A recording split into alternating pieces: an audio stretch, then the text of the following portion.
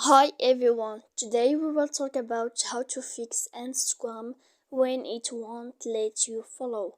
To know how to fix Instagram when it won't let you follow, you should just go to settings. As you see, we will click. After that, in this page you will go to apps here, and when you will see this list, you will go down to Instagram, as you see. And then here in this page you will go to force stop. You will click. When you will click force stop, you will go to storage here, and then in this page you will go to clear cache, and after that you will click clear data like this, and then you can update your application.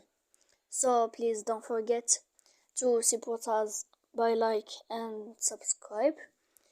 See you next time in another video, and thank you for your watching.